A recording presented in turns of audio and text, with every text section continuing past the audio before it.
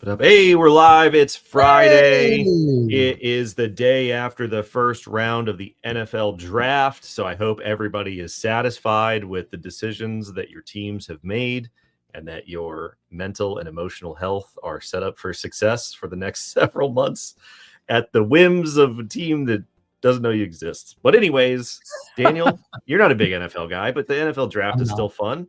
Yeah, It's still a good time. It's spring is in the air. It's golf season. It's draft season. It's Q&A season. It's going to be great. I'm excited for it. Roll Tide. That's about as far as I know from a sports perspective. So There you go. if you There need a you guy go. that can pick up some of the best wings in town, this is your guy to call. So Oh man, so funny. So Joseph's like, hey, here we go, people. We got people in chat already. We have awesome Q&A because we had a ton of questions submitted on the form on CUIHotline.org, and some of them are very long and in-depth, which we love. So thank you for doing that. As we're talking through the chat, you can find us on CUIHotline.org and fill out the form. You call the number and leave your question on there. Send us questions via DM. You can leave them down in chat. Just like always, Joseph's like, how's everybody doing? Glad I could make it to another pod. I'm doing great. Chargers got a new running back. It's gonna be awesome. It's gonna be awesome. But first, like always, week in review. Daniel, you sent this to me this morning. All I got was a laughing emoticon back from you. So an emoji from you saying, and then no text, just basically, and here comes another one. You know, that's the vibe that I got from what you sent me back. Because I was in a call this week. So somebody introduced me to this manufacturing company with multiple kind of manufacturing shops. Okay.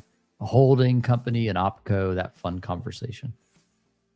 And I kind of started getting through the traditional talk, you know, and the guy was basically like, okay, so like, is this going to impact us? And I said, well, do you do defense work?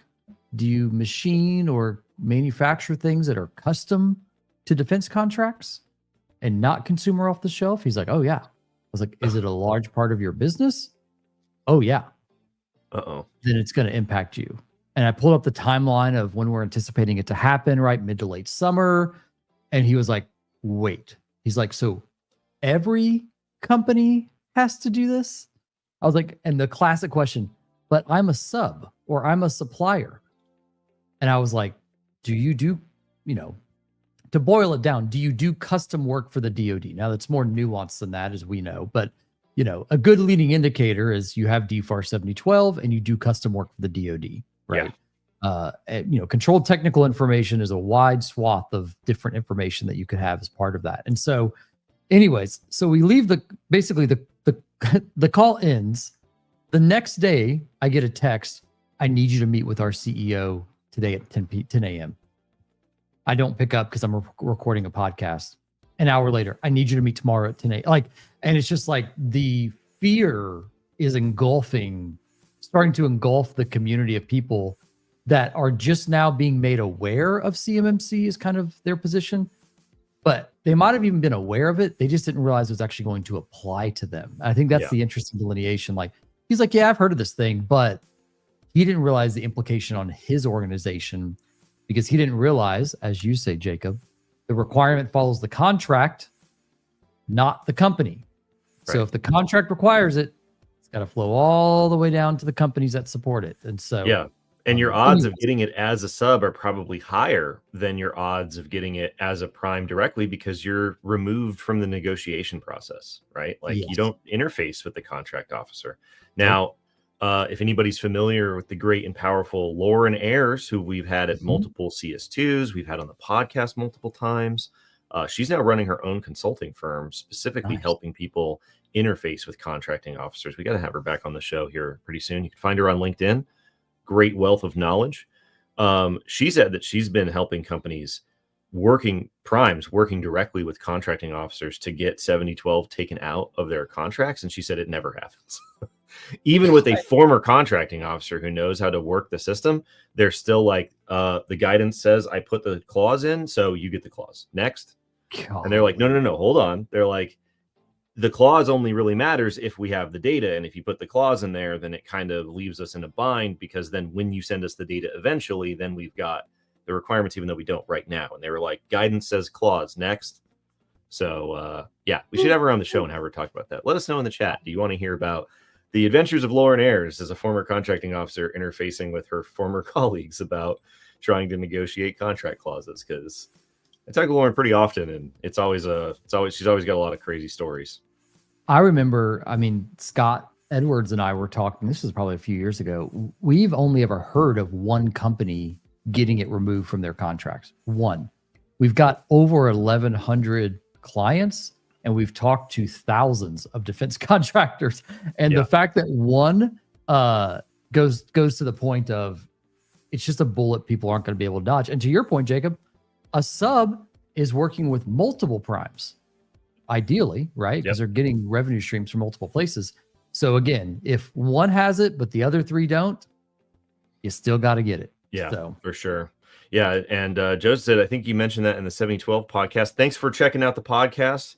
Joseph, for anybody not familiar, we're doing this series. We'll pick back up on it in a couple of weeks of going through all of the main DFARS cybersecurity clauses, the sort of like DFARS suite of cyber clauses, you will. We did 7008 and 7012, and we were talking about the adventures of trying to negotiate it out of a contract and how it hasn't been checked out. But yeah, you can find that on our YouTube channel, any of the places where you find the podcast, that sort of basic series on the DFARS cyber suite. And I think we'll pick back up on that series the week of May 12th. You see that in a couple of weeks. We'll go to 7019, 7020, 7021, and so on and so forth. So, all righty, let's see here. Yes. In other news, DoD published the organizationally defined values for the parameters in NIST SP8001 Rev 3. The podcast this week is on this specifically. If you haven't seen this, you can find this on the CIO webpage, and it is linked down here. DoD memo, ODPs for NIST SP8001 Rev 3. You get this handy dandy PDF for now, and it gives you the defined values for the various requirements in 171 Rev 3. So, for example, the easiest one I always reference is number of invalid logon attempts during a defined period. The DoD says that their requirement will be no more than 5 within 5 minutes. So rather than having this very cryptic looking cyber mad libs of a standardized NIST control, they have fully defined it with these values. So now when the 32 CFR rule is updated for CMMC 3.0, if you will, in 18, 24-ish months, maybe, they'll have a portion of the regulation that says, here are all the requirements for CMMC level 2, and it'll say enforce a limit of at most 5 invalid logon attempts by a user during a period of 5 minutes. There won't be these variables in the controls any longer. That's exactly what they did with the current rule with NIST SP800172 requirements, because they are formatted to have explicit parameters that must be defined. Like we talked about in the podcast this week, ODPs do exist in the current version, NIST SP800171 Rev 2, because if you look in 171A, for every control, you have to define something, specify something, set a parameter for something specifically, including something like 3.1.8. The trick here is that up until Rev 3 becomes the requirement, you've been allowed to set what these values are. So you could currently say, we're going to enforce a limit of at most 50 logons in 50 hours or whatever. There is no specific number that they tailored to finish the requirement. Not recommended that you use those values, but you could technically get away. And the main takeaway from that podcast, if you haven't had a chance to check it out, I recommend that you use these values in your current implementations to the greatest extent possible, so that you future-proof your environments and your configurations for the change to 171 Rev 3. And that greatly, greatly minimizes the delta between 171 Rev 2 and 171 Rev 3, because you're already doing the same parameters for a lot of the same controls, the accounting of the controls. And there's a couple of deltas, but it's not some massive leap So even though it's not required, you go ahead and do that, and then it makes your life easier in the future. I got a question and a statement for you, Jacob. Number one, did the DoD define every ODP, or do they leave any up to the discretion of the contractor? And number two, FIPS decided to stick around in this version of the ODP prescription. Why? I mean, I honestly thought they were actually going to let a little bit of leeway here from an encryption cryptography component. So number one, do they prescribe them all? And what do you think about FIPS still hanging out there? And I saw somebody else, no duplicate identifiers for 10 years. That was also a huge splash in the water there. So yeah, absolutely. Yeah. So there are 80 ODPs. There are 80 parameters, organizationally defined parameters that must be defined in 171 Rev 3, because the way that NIST controls work is they've standardized the scaffolding of a control, but until you define those individual parameters, the control isn't done. So you technically can't have a verifiable requirement until you say how many logons in what period of time, right? Like just saying do logon stuff doesn't really make it a requirement. Do the logins, right? please. Just do security, right? And so there are 80 of these parameters. The DoD defines all 80 of them. They do not leave any of the parameters up to industry discretion. So get those public comments ready in a year and a half, 2 years from now when the rule comes out, and you can go, we should be the ones to define the parameters. Although this is outside the scope of this conversation, but if you go far enough back to like the 2021 GAO report on CMMC, the various IG reports on the requirements in NIST SP8001, the common trend over and over again is industry doesn't know what to do, and industry is very frustrated that DoD is not telling them what to do. Yep. And this is DoD telling you what to do. And I am certain that the public comments will say, we wanted you to tell us what to do, not like this. I guarantee you that's going to be a talking point in the podcast when 3.0. Why would you prescribe such a burden on us? It's like, well, even though people have been saying, define these for us. So one of the examples is no duplicate identifiers for 10 years. My understanding, what I've heard through the grapevine, is that the various people who were involved in the committee, I'll say, for defining these parameters, some of them wanted you to never be able to reuse identifiers ever until the heat death of the universe and the sun expands and consumes the earth. And so not using identifiers for 10 years was like the compromise, right? This is a very similar pattern that we've heard with the rule for maintaining your hashed assessment evidence for 6 years, according to the DOJ. From what I've heard, the DOJ wanted contractors to keep their evidence for like a decade. And the compromise was down to 6 years. We've talked about this before, that there's a whole back and forth process inside the machine that happens. A lot of these are compromises on what the most strict desire was under some of them. So for example, FIPS validated cryptography. A lot of people thought when the ODP was left blank, when 171 Rev 3 was published, that you could pick what encryption solution you wanted. But as we've talked about, NIST will never define the ODPs. They originally, if you go far, far back in time, 20 years ago to the original version of 853, they did define a lot of ODPs. They'd say at least annually within 24 hours. And then over time, various government interests were like, leave these blank and make it more flexible, make it more outcome oriented. That's what everybody wants, right? Well, here, and I'll have to find it. Maybe somebody in chat can find the link. I don't have it pulled up. If you go to the NIST Cryptographic Module Validation Program website, the CMVP program, this is the website behind FIPS validation. There is a blurb on there that says it is the policy of the United States government that if an encryption module is not validated, it basically provides no assurance that the encryption can be relied on. And so FIPS is the deal. And so if you're using encryption to protect their data, then it has to use a validated module in order to do that encryption. Big picture, that's totally fine, right? I understand where they're coming from in terms of using FIPS validated crypto. The big problem is that the CMVP program is not adequately resourced, and it's a huge constraint on getting vendors through the process. Yeah, there you go. And so it wouldn't be a problem if it weren't such a constraint. And so if they're going to say you have to use FIPS validated crypto, that's fine. Just fund and resource the program so it doesn't take so long. And that way we don't have to have these weird policy carve outs for patching versus FIPS and partial scoring for encryption or this or that. It's just a huge mess. It's been a huge mess, even though it's probably the right position. It's a defendable position.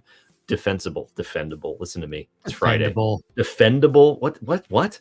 So it's probably the right position, but it would just be really nice if that program were adequately resourced. But throw it on the list of programs that aren't adequately resourced for what they need to do, right? I will say this. It's interesting they make a call out saying, basically, if you're not using FIPS, we consider it unprotected plain text. Yeah. I'm like, that's pretty strong language here. That's their position. That feels very NSA-like to me, very intelligence community to me. So I would assume that's where that comes from mostly in these back and forths. But FIPS ain't going away, everybody. So I hope you didn't rip out your Wi-Fi access points, hoping that you'd be able to define that organizationally defined parameter, because it's not your data, it's not your requirements, not your parameters, unless the DoD defers to you, and they didn't defer to you at all. They did not. Let's see here. Rob said, "Hey, Rob, what's up?" I just got back to you, Rob. I'll have to. I know you sent me an awesome FedRAMP question in the DMs, but I haven't had a chance to dive into it yet. He said, "I found the DoD ODPs to mainly parallel DISA-STIG requirements. You also found that to be the case." Yeah, they use DISA-STIGs. They used the FedRAMP baseline where they define ODPs as well. I believe they looked at CNSSI 1253. They had, a lot of these ODPs are the same across all of these different programs. I think there's a little bit of deviation in these ones specifically, but not a whole lot. I haven't had a chance to do a comparative analysis across all of them. But yeah, if you're familiar with the values in STIGs, FedRAMP, CNSSI, these aren't going to, blow your hair back by any means. Let's see here. This was a comment on the Reddit thread for the ODPs where they were talking about the identifier management for 2 years. And somebody said that you could use the GUID as the identifier. And that way the account that you have is technically different from the identifier. And so the process of needing to maintain them is a lot easier. So it was definitely an interesting comment that was on there for sure. Because it's still a unique identifier. I remember when there was a cyber incident at one of my last jobs, we had to track back who actually did it. And we did it based on the GUID versus the actual named account. It was just a little easier to correlate. But this is the actual, 10 years, basically. Somebody asked, what exactly is duplicate identifiers? I think somebody asked here in chat. So basically something, a group, an individual, you can't duplicate John Smith. You can't have another John Smith. But if you use a unique identifier like the GUID in Active Directory, for example, you get around that. You can have multiple John Smiths, but you still have a unique identifier tied to, quote unquote, that John Smith. So yeah, it's almost like DNS record aliasing or something like that. So and this is a very good example of engineering a solution to meet the requirement without the requirement specifying this is how you should do it in a Microsoft environment, right? So instead of saying use GUIDs for doing this duplicate identifier management, they're just saying don't reuse identifiers for this period. How you achieve that is up to you. If you know how to do that in this particular tech stack, then you've met the requirement, right? And that's really what everybody wants. But and honestly, man, can you imagine if the requirement were written to be like, here's how you do duplicate identifier management in AWS or whatever, and that was written? I mean, it would be even more cryptic to most people trying to read the requirements. They're assuming that you're a smart engineer who's familiar with your environment and that you know how to come up with good solutions to meet those requirements. They're not going to tell you how to do it. But yeah, the Reddit thread on this was pretty interesting. And I saw this comment. I thought it was a really great example of how to do it. It's a good call out, Evan. Let's see. So just dwelling on this real quick for the ODPs, Brad said, what levers do we have to make the FIPS validation process streamlined and improved? Talk to Congress and the people in charge of appropriations and give the Department of Commerce more money earmarked for that program specifically. And stop firing people who are doing good work in the government. How about that? It's not a political show, but it certainly doesn't help. Certainly doesn't help. All righty. Let's see here. Well, this is wrong. It's not 17 days away. It's the week after next. But CS2 is coming up. Yeah. CS2. Who's in charge of editing this housekeeping? I don't know. Here? Geez, we got to tell that guy to fix it. CS2 is 10 days away, week after Yep. next. We're going to be in Reston. There are very few in-person tickets left. There are an unlimited number of virtual tickets left. So if you would like to attend virtually, you can use this code scrolling across the bottom, Hotline Reston, for 15% off. I am excited for all of the sessions, but the first session specifically, the lawyer for the Morse whistleblower, which was the subject of a $4.6 million DOJ False Claims Act Cyber Civil Fraud Initiative settlement just a couple of weeks ago, will be on stage talking about what the process was like from the time his phone rang until the time that the president of the company was writing a check. The whistleblower got paid like $850,000, separate from the company having to pay out the lawyer for the whistleblower, separate from their fees that they have to pay to the government. Millions of bucks. Crazy story. I've had people DM me who may or may not have been involved in depositions and things like that, and you wouldn't even believe it if I told you. Like, I'll just tell you this.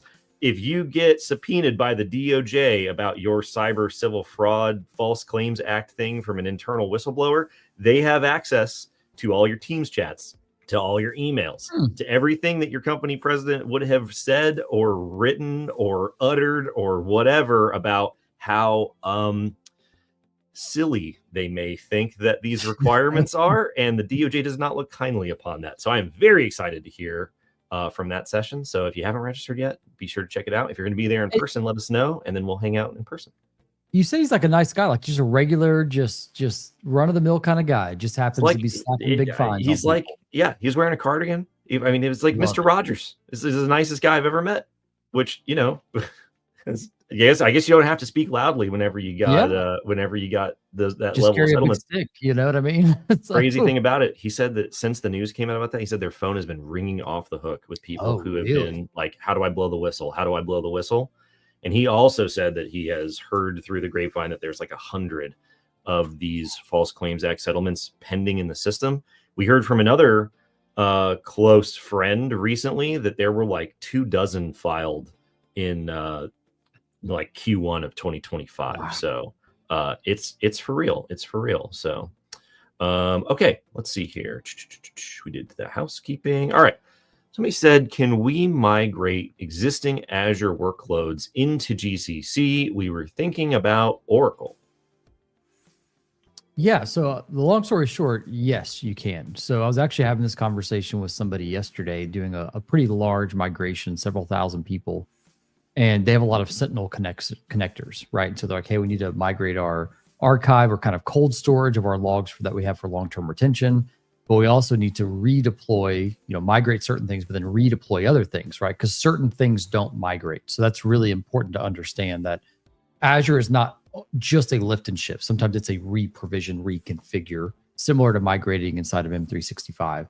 So my only recommendation, virtual machines, lifting and shifting things like that, not a problem. If it's more PaaS, platform as a service, or SaaS, software as a service, running in Azure, there's probably an element of migration that can happen. But if not, that's a recreation of that particular service or resource inside of Azure. But long story short, yes, you can lift and shift certain things. But then also in Azure Gov, you need to make sure you're looking for feature parity. Because like the conversation yesterday, they're like, we have these, let's say 90 Sentinel connectors and the Gov Cloud only has 70 of the 90. So we're going to have to offset and do like traditional syslog or something like that for the other sources that they need to pull logs into. So do a little bit of homework. If you have something you do want to move into Azure, let me know, and I can do some due diligence to see if it's a one-for-one migration path for you. Awesome. All right, two-part question. We got a couple of these coming up for the Q&A this week. So we had some longer questions. So part one, explain like I'm 5. I 1000% understand how Azure GCC High protects data in transit and at rest within the environment. How is my initial connection to the environment secure? We had part 2 here. We have physical laptops not using AVD and are geographically dispersed. If I am using a guest network and we are not utilizing a VPN, what keeps me secure upon that initial connection to GCC High? Love to hear it. So there's something in the world, HTTPS. It's a secure web browsing protocol. You're probably very familiar with it, 443. And there's a specific type of encryption, TLS 1.2. Now they're moving to 1.3. Actually, they might have already moved at the Microsoft world. But that type of broker and connection through the web traffic 443 port is FIPS validated encryption that they're using on that connection. So the actual web connector that you're using, the port and the protocol to kind of go up and back down from the M365, because it's encrypted to the FIPS validated cryptography requirement, that traffic is not seen as plain text like we just saw on the FIPS website. That traffic is actually encrypted. And so that's what allows you to be working from home or somewhere else, because unless there's something in place to decrypt that traffic, right, which they'd have to have keys to be able to support that decryption effort, that it's just basically routed through the systems like, garbly-gook, right? It's just a bunch of ones and zeros that they can't quantify if it's CUI or not. So that's why that connection to and from 365 is encrypted to the TLS requirement, which is supported and underpinned by FIPS validated cryptography. That's why that connection to and from your cloud checks the box, and you can pass CMMC by having a physical device joined to the Gov cloud and that traffic being encryption. And another reason why you don't have to have like a firewall sitting at everybody's home office, right? Or everybody's hotel room or fill in the blank. So awesome. Let's see here. Somebody said, is the 48 CFR rule the same thing as DFARS 7021? For our purposes here, yes, you can go ahead and say that is the same thing. The 48 CFR rule is the other part of the two-part thing that you need to implement the CMMC program. So we had the 32 CFR rule in December, which is now in effect, which is why companies are currently going through CMMC assessments. Oh yeah, breaking news. We just had our 26th client get their CMMC level 2 certification. So we're getting so many of them, I actually forget to say it at the top of the show at this point. But in order to implement the CMMC program into contracts, the 48 CFR rule needs to be finished, because contract clauses and solicitations and the guidance on how to use them for the contract workforce exist under Title 48 of the CFR, not Title 32 or 50 or whatever the other titles under the Code of Federal Regulations happen to be. So most of what the rule is doing is updating the guidance to contracting officers about how and why to use these various solicitations and clauses. So this is the proposed rule for 48 CFR that came out last year.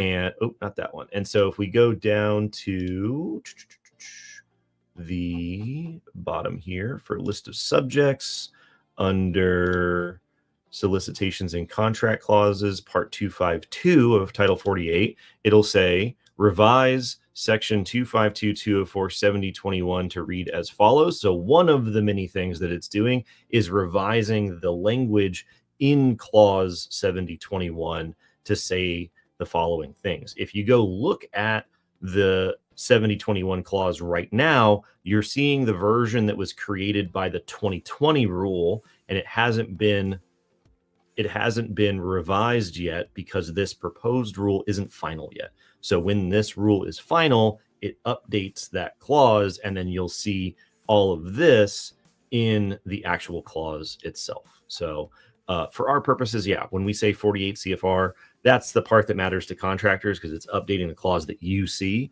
and that's how it ends up in your contract in the phased rollout.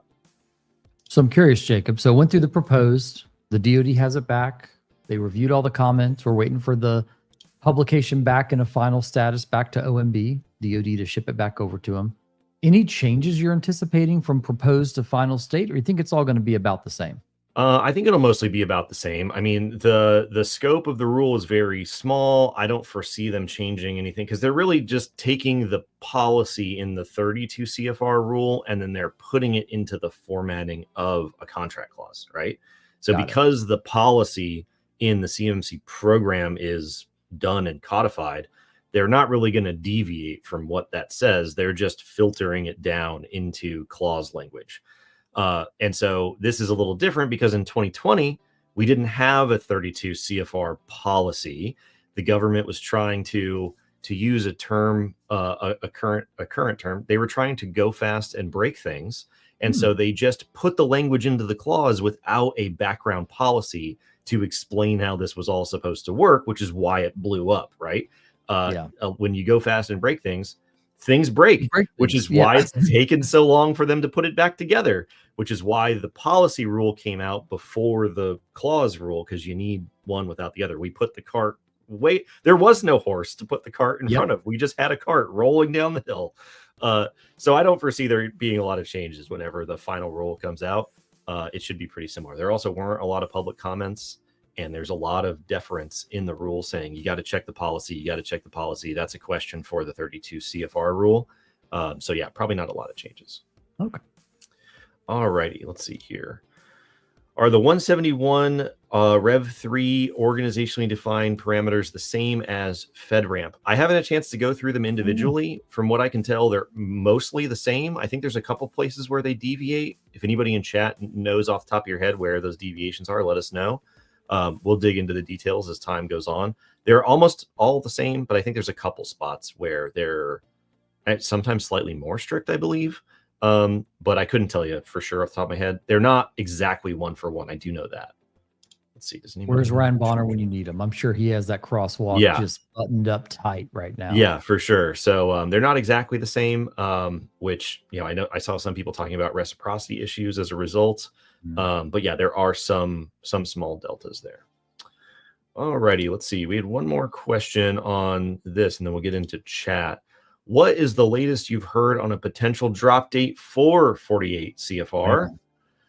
So this is what everybody's waiting on. When is CMMC going to show up in my contracts? We have to have the final 48 CFR rule in order for the clause language to be done, in order for the DoD to start inserting that clause language into contracts over what they call the phased rollout.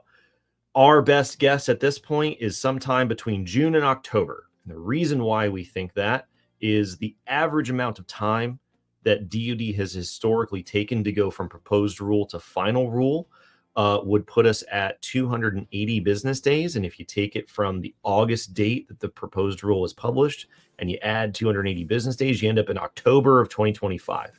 However, the 32 CFR rule, the big brother to the 48 CFR rule, which is absolutely massive, hugely controversial, 1,800 public comments, as far as I can tell in my research, the biggest and most intense rule the DoD has ever promulgated in their rulemaking, beat that average time by 30%.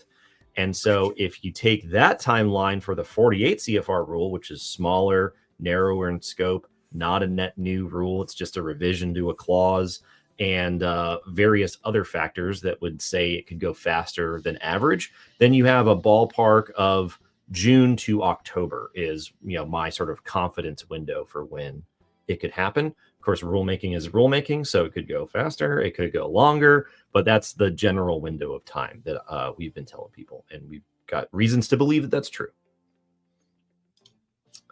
Okay, let's see here. Don't wait until it's here to do something if you are waiting for it to be here. Don't do that. People in this chat and this live stream are not doing that, but tell a friend. Yeah, absolutely. Friends, don't let friends wait until it's in your contracts to start learning what 7012 is. Right.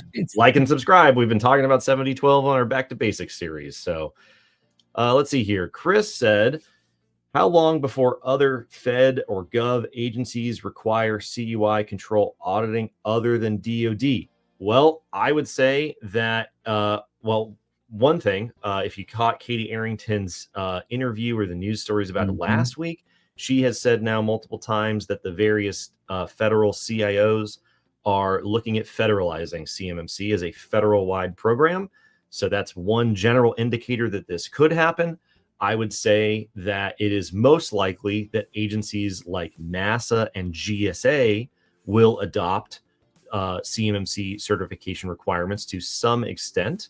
But other than that, you've got a little bit of an issue because some of the other agencies haven't put 171 requirements into contracts before because the FAR CUI rule hasn't come out as a final rule yet. So although it is very likely that other agencies will require some sort of auditing or proof because they want assurance that their data is protected, I couldn't tell you exactly which ones will do it or when. My guess is GSA NASA shortly after everything is final. Other than that, I think it's, we'll have to wait and see what happens. Alrighty. Let's see here. I've got a slide queued up if you want to pull up. Oh yeah, let's go with that. Here. That way I don't have to. There's apparently a blender going off in the other room, so I'm going to be real quick. I thought I heard something there. All right, Will, you asked, I've heard organizations say that all ITAR is CUI. So we have to look at what the definition of CUI is to be able to see if that's true. Okay. So controlled unclassified information is information the government creates or possesses, or that an entity creates or possesses for or on behalf of the government, that a law, regulation, or government-wide policy requires or permits an agency to handle using safeguarding or dissemination controls. Long story short, ITAR is not always CUI. It will likely and is going to be CUI probably on behalf of a federal contract in service to the government. But if you're making a gun, for example, and you're selling that gun commercially and you're trying to sell that gun overseas, right, you still have to abide by the export control regulations. So you might have seen this with the Department of Commerce recently. They're throttling what NVIDIA can send and not send overseas to China, right, for AI and, all of that kind of stuff, right? They don't want them to get any kind of technological advantage there. So export control requirements are quote unquote kind of divorced from CUI, although ITAR and CUI can coexist on behalf of a contract. Like controlled technical information, in most cases, that is also going to be tied to export control, especially when it has a DoD distribution statement of B through F. So if it's ITAR, it doesn't automatically mean it's CUI. If it's CUI, it doesn't automatically mean it's ITAR, right? You've got to look at kind of both sets of the requirements based on what the contract calls for. I just had that pulled up. And then I've got some questions in here as well, Jacob, if we want to go to the question round here. Yeah, we can pull that one up real quick. I was just going to help. She was going to help Joyce real quick. She said, "What event are you guys talking about?" We're talking about CS2. Let's see here. Take this one down. Put this one up real quick. CS2 Reston. We do this event every year. It's 2 days. We have people from C3PAOs. We've got people from the lawyers representing whistleblowers. We've got people from Summit 7. We got consultants around the ecosystem, sort of doing this big bash of information, different sessions, things like that. It's coming up week after next. You can check out the agenda for that event or past agendas if you want to get a feel for the types of things that we're going to be talking about. This is what, the 10th, 15th? Yeah, we've been doing these for years. Yeah. So it's generally, I believe at this point, like the longest running event that's related to DFARS, NIST, CMMC type of information for defense contractors. So check it out. I think the first one was in 2019 in Indianapolis. It's been a while, man. It's been a while. Yeah. Yeah. We're way over a dozen at this point. I don't know the exact count. So, all righty. Let's see here. Ooh, all right. So we had some questions that were so long, Jacob couldn't chop them into 47 banners. So we decided just to put them in a PowerPoint slide. So here's one of the questions that came in. We are a small DIB contractor, 400 or so employees with 10 physical locations. Some are company-owned facilities where we have full control of physical access monitoring. However, others are externally managed, leased offices, business parks, hotel-adjacent business facilities. How are other organizations achieving compliance for physical access control requirements in these spaces where CUI is being stored, processed, and transmitted? Additionally, it would be great if there were a compiled set of reference use cases based on completed joint surveillance DIBCAC C3PO assessments that address common DIB scoping issues relative to physical security and technical issues categorized or typical facility and system configurations. That would be a nice thing. I'm not aware of anything that exactly exists like that. The CMMC Center of Awesomeness does a great, or CUI Center of Awesomeness does a great collection of certain things as they come in. Might want to look there. One thing to be aware of, and this is not uncommon, right? So Regis is a very common staff office space augmentation, right? You can lease a room inside of a building, things like that, right? So it's going to play traditionally probably by your alternate worksite policies. What we see people doing is because they can't control the physical network, they are making sure that all the connections from that endpoint to the cloud that have CUI are encrypted to the TLS thing that we talked about, right? Making sure they're using the appropriate encryption to get to those assets and that no decryption is happening in transit there. Now you might be asking me, Daniel, but I have physical CUI. I've got pieces of paper Well, this is where it becomes a little bit more of a problem, right? Because to a degree, the facility has to be controlled, or at least your part of the facility has to be controlled. And so just think of it in what I would say smaller and smaller and smaller increments, right? So if I'm leasing an office, and specifically one room inside of a shared building, right? I need to think of a couple things. I can't print over the network because that printing is going to happen in plain text, and I can't control the network, nor do I know it's compliant.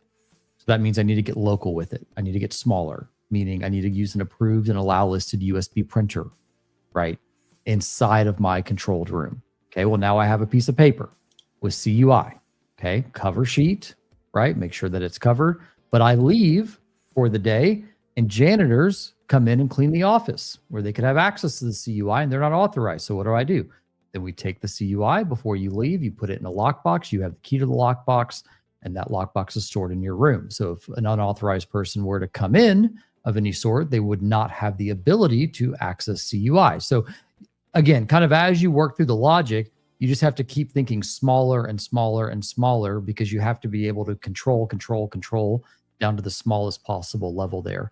But long story short, you can use shared offices in the sense of, leasing a space or a room in a compliant manner. You just have to be very careful, right? Like if you're leasing a conference room, for example, and it's glass walls, you don't want to flash CUI on there if you have guests and other people leasing spaces walking by, right? So you just have to kind of think out the logic and the data flow of how you're processing, transmitting, and storing that information.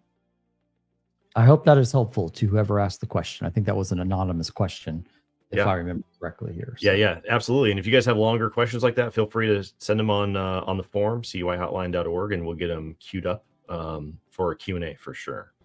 All right, let's see here. We had one that came in via DM. I'll read it off. This is the shorter version at the end here. They said, the title of the message was, "Please get Trellix off my equipment." They said, "I have researched this until my brain can't function properly anymore, and I'm hoping you have an answer. Our organization operates within a GCC high tenant and leverages Microsoft security solutions, including Windows Defender, Intune, Defender for Office 365, and Microsoft Enterprise Mobility, plus Security E3, E5 licenses for admins for all users across our Azure AD environment. As we align our cybersecurity posture with CMMC Level 2 requirements, we are evaluating the necessity of maintaining our current Trellix McAfee anti-malware subscription. Given our existing Microsoft stack, would it be sufficient to retire Trellix without introducing any additional endpoint protection tools? Okay. Specifically, would Defender for Endpoint be a required component for meeting CMMC Level 2 compliance, or can the current configuration meet those controls without it?" So there's two parts of this question, and this would apply to any antivirus provider or EDR tool. The first part is, Trellix versus Defender for Endpoint from a core competency compliance, one-to-one. You can use one or the other, right? You can check the boxes on both. We use Defender for Endpoint here. We just passed our CMMC certification without any additional layers to that from a EDR tool perspective. So yes, it can check the box from a compliance piece. The question that you have to ask always is the second level of this. If somebody is doing a SOC service for you, so if Trellix, I know CrowdStrike has this, I'm not sure if Trellix does, I would assume they would, has a managed EDR solution, meaning that they are your SOC as well, depending on the information they're collecting or sandboxing, right, doing sampling of the data, right, pulling up to their cloud to validate if there's malware on it, things like that, you will have to get them to play by the FedRAMP rule. If they're a traditional cloud provider, or if they're a service provider, an external service provider, like our SOC would be, our MSSP, they have to have a shared responsibility showing the things that they're doing on your behalf. So if we're just talking about the tool itself, yes, Defender for Endpoint, Plan 2, you can check the box, get compliant, and you're good. But if you're using a managed SOC component as part of that agent, that needs to have another layer of investigation from a compliance perspective. It's a great question. So thanks for sending it in here. Let's see. Joseph had a great story. He said, fun story. I was working on learning CMMC on my own in 2019. Joseph's an OG out here. Been out here since the beginning with all of us. He said, for 2 years, I thought DFARS was the name of the program before CMMC kicked in. This is a great example of like why this stuff is confusing, right? We were actually just talking about this before we went live for the Q&A. In the last week, I've had DMs specifically outside of other questions that have come up in calls and other questions that have come up in the hotline form for the Q&A, or involving everything from specific requirements in DFARS 7012, specific implementations for Microsoft technologies, the policy behind rulemaking itself, and everything in between. I mean, it's literally a smorgasbord. Is that the right way of describing it? Yeah. I used it right. That makes up for my defendable comment earlier. So, but we love all of it. We love all the questions. So anything you got, send it our way. Let's see real quick. Okay. All right. Gather round, folks. Does CMMC allow plans of action and milestones? Yes. This is a trick question. This is a little bit of a trick question. It can be. Can I pass my assessment with a POAM? Yes, you can pass an assessment if you have a POAM, but there are some caveats. There it is. It is highly, highly recommended that you do your reading, as I always say. And this is not the 32 CFR final rule, although there is some great information in the rule about POAMs and plan of actions. This is the regulation itself. So this is Title 32. This is Title 32 170. This is the result of the CMMC rule going final. And so if you go to the table of contents, the most relevant sections for POAMs here will be, for the purposes of our audience, Section 170.17, Level 2 Certification Assessment Requirements, and 170.21, Plan of Action and Milestone Requirements. So if you go down here, there is a lot of stuff that talks about conditional Level 2 C3PAO status. So you can have open items resulting from your C3PAO assessment. However, those open items cannot be any of the 5-point controls or the 3-point controls, and you can't have more than a certain number of the 1-point controls left open on your POAM. So you can't do all the 3s, all the 5s, and none of the 1s. There is an actual score, which I believe the math 88. Like 0.8, 88. So definitely double check in there. So you can have open items. However, if you have those open items, you won't get a C3PAO level 2 status. You will have a conditional CMMC level 2 C3PAO status, and you must conduct a closeout assessment, is what they call, which will be an assessment of those open items. And that closeout assessment must be done within 180 days of the time that your assessment results are uploaded into the system. Now, there's a little bit of a caveat here. A lot of people are like, oh, this is an absolute 100% requirement, and you're not allowed to have any deviations or issues after that point. And so this is stupid and arbitrary. That's not how it works. So you have your assessment gate you have to get through. 80% of the requirements, only some of the 1-point requirements allowed open. If at any other point during the time that you're operating your system, you have what they call temporary deficiencies, which is a definition in the regulation, which is part of the normal process of running an information system. You got vulnerabilities, you got patches, you got this, you got refreshes, you got whatever. That is referred to as a plan of action. So they've drawn a line here between plan of action and milestones for your closeout assessment, conditional status, and your plan of action. The policy here says that for all those temporary deficiencies and your normal plan of action process, that is the stuff that is referred to by requirement 3.12.2, and that everything getting through your assessment is a CMMC specific bar you have to get through with your 80% only 1-point control setup. But all that information is explained at a basic level in the regulation itself. So if you're curious about plans of action, go through 170.17, and 170.21. Now, if you want to do more interesting reading about why they decided to have these policies, that's when I would recommend going to the final rule, where they respond to public comments. And you can find some more interesting information about the why that isn't contained in the regulation itself that explains the what, if you will. So some of the interesting lines that were in the final rule were saying, why did you pick 180 days, right? Why 6 months? Why not 3 months? Why not 12 months? And they said, given the evolving cybersecurity threat, DoD's best interests are served by ensuring that POAMs remain open for no longer than 180 days, regardless of which controls are included or the plan for remediation. 180-day period starts when the CMMC assessment results are finalized and submitted to SPRS or EMAS as appropriate. If you're doing a self-assessment, they go to SPRS.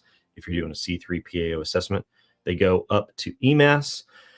Interesting note that they had in here, they said if the conditional certification, so you had some open items, you had a POAM, but you get a conditional status, they say if that conditional certification expires within the period of performance of the contract, which is an interesting situation, standard contractual remedies will apply. That's their boilerplate language that says, stand by to hear more from us. They say standard contractual remedies will apply, and the organization seeking certification will be ineligible for additional awards with CMMC level 2 or 3 requirements for the information systems within the same CMMC assessment scope until that issue is remediated. So there are some interesting tidbits in the final rule. But if you just want to know what the policy is for POAMs, just read the 32 CFR 170 regulation. It'll tell you everything you need to know. Love it. All righty, let's get rid of that. I've got another one in the long form question here.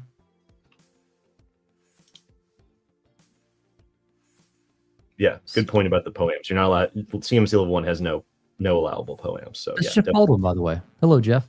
Oh, hey. I had to look him up for some reason. I don't know why certain names don't come across to us like that. Yeah, so. we'll blame producer Dustin for that. Yeah, come on, producer Dustin. Come on, get with the program. All right, here's another long form one. If a subsidiary, which is subject to CMMC, has a CUI enclave that is monitored by the parent company's SOC, would the parent company also be required to achieve CMMC certification if their role is strictly limited to alert monitoring? On the other hand, I assume that if the parent company's SOC performs active incident response or takes actions on the endpoints, they would need to be CMMC certified, as it could potentially involve accessing CUI. Could you clarify the distinction here? So yes, so in this case, let's call it a holding company and operating company. And the holding company is doing shared services for the operating codes or the opcos. They do not have to be CMMC certified. And so this is a really kind of important designation here. They would be more in line with the requirements of an external service provider, an ESP. So a couple things have to be validated. The tools they're using have to protect CUI at a FedRAMP moderate or moderate equivalent level. So if they're using cloud tools that are going to capture, or in this case, process, store, transmit CUI, they need to validate that. And then for all the work that they're doing on behalf of this OpCo, operating company, they need to have a customer client shared responsibility matrix. It goes by several names these days. To show all the work that they're doing for the operating company. And then they will also have to go through, of course, that assessment with that organization once that time comes. So the parent company providing support to the subsidiary or operating company would have to be involved during that assessment. So that's the first half of the question. The other half is the incident response piece. So again, incident response, very likely still falling under the ESP requirements. However, when you peel back this onion, there's another layer to think about. Because incident response could easily be capturing forensic images of things and being able to access things in a plain text unencrypted format, if there's export control data, like we talked about earlier, that's also CUI, not only do you have to validate the clouds used in your incident response toolbox are compliant, but also the people doing the work that are capturing and have the ability to read the information in an unencrypted format are US persons as well. So you kind of potentially U.S. citizens, but that's for extremely sensitive export control data. So, yeah, long story short, they would still be treated the same. You still got to validate the tools that you're using as a quote unquote ESP or MSSP on their behalf. But then if there's the ability to access unencrypted technical data, that's ITAR, for example, the support also needs to be U.S. persons. I hope that was helpful for another anonymous question here. It's a great question. It's a great question. Let's pull up Will's question here. I think we got more of those ones we had to put in the slide. So I'll have you queue up the next one. Will said, there isn't a lot of information or publicity for the RPA certification. Is there a demand for RPAs in the ecosystem? If so, what value would an RPA provide that a CCA consultant could not? So this is the Register Practitioner Advanced Cert, I believe, that the AV came out with. So it's sort of RPA, CCP, CCA, I think is. Yeah. Now, you know, technically the way I saw something today or this week about. So technically the way that they framed this for a long time, which I believe they still do, is that the CCP, CCA assessments are for assessors and the RPA certifications are for implementers and consultants. I think that designation is completely arbitrary because everyone should be trained in the same way on verifying engineering requirements. There is no difference between implementation and verification. Because you're answering the same standard set of questions in 171A for the same standard set of questions in 800-171, and we don't need any distinctions between the two, but I'm not in charge of the ecosystem. So that's just me. In my experience, I would say 9 times out of 10, if people are familiar with the various certifications in the ecosystem, they aren't going to know what an RPA is. They will know what a CCA is. But I would message the folks at Edwards. I would message the folks at Space Coast Cyber, Dave Gray on LinkedIn, our very own Joy Beeland, and ask them their opinion. They will probably be able to give you some more details instead of my perspective. But I would say most people are going to know what a CCA is and probably not what an RPA is, unless they're very, very tuned into the ecosystem. So I'll say this. We've got multiple job openings here. We consider ourselves obviously in the ecosystem. Nowhere on any of them that I've seen have an RP or RPA requirement. It's all CCP or CCA for the work that we're doing, right? So anyways, just be aware, to Jacob's point, the CCP, CCA verbiage is well more defendable. I don't know. Defendable? Understood in the actual ecosystem itself. Not that the other RP and RPA are not important or valid. I would probably lean towards getting your CCP or CCA if you plan to participate in this space and are looking to be a consultant or looking to, better position your internal organization towards compliance. So yeah, absolutely. Joseph said, opinions on logs as CUI. I have been getting a lot of mixed responses, and so far my best answer is no, unless told it is. That's a good position to take. Log data, security protection data, is not CUI. And it is not CUI because there is no government-wide policy, regulation, or other type of authority that says that security protection information is CUI. And so it's not CUI. You get a lot of these wishy-washy policy statements saying, oh yeah, treat your security protection as if it's CUI, but it is not technically CUI. There is no governing authority that makes it CUI. And so you can make the case that it is not. Typically what ends up happening, Daniel's pulling up the NAR CUI Registry. Typically what ends up happening is people click on this information systems vulnerability information. You actually want to click on that real quick. And the fatal error that people make is they only read the top part of the page up here, the category description. In order to know if something actually is CUI, do not just go off the category description because everything will seem like CUI. Daniel, if you don't mind, you can scroll all the way to the bottom. You have to read the authority directly. So this is a statute. USC is US code. So apparently at 44 USC, they are going to talk about what the data is. And if I recall correctly, they are specifically talking about vulnerability information regarding federal systems during annual FISMA audits. And so you are very far away from a system that is by definition a non-federal system. So it is not CUI under the ISVI definition. Fun trick though. under the 32 CFR CMMC final rule, where they define security protection data, technically they could have created a new authority that said this type of data needs to be protected. And that would make it a category of CUI, because the CUI program doesn't dictate what is or isn't. They just say, oh, we got a new authority over here for protecting some type of unclassified data. It's now a category of CUI. DoD didn't do that, but technically they could just say, we've created our new category of CUI. You have it. Congratulations. Probably the smart thing to not do that, even though they could have.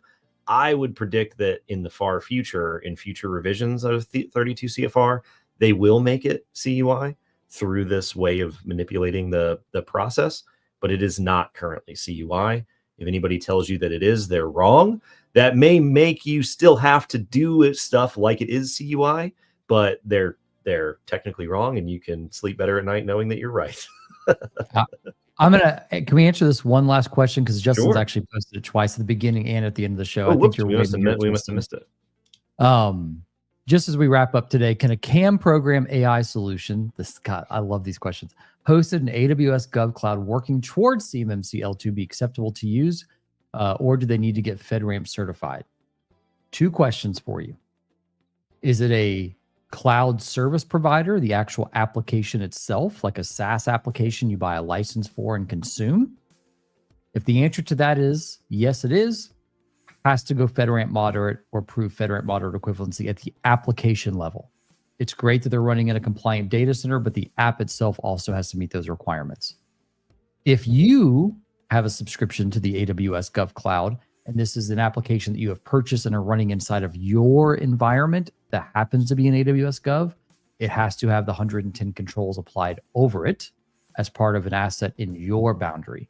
But if it's a cloud service provider, they've got to jump through the FedRAMP authorization or FedRAMP equivalency requirements for that application before you can use them. And if there's CUI in it today, it's technically non-compliant. So make sure to have some fun conversations with them shortly here.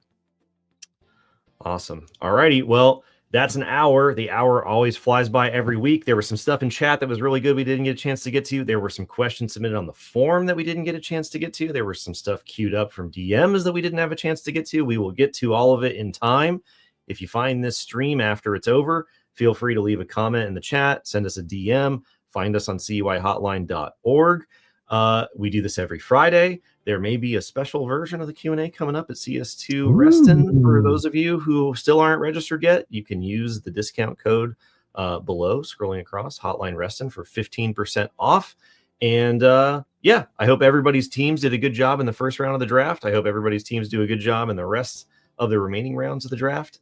And it's not too late to buy your Chargers gear before it goes up in price and everybody thinks we're going to win the Super Bowl. So we'll see you next week, everybody. Roll Tide.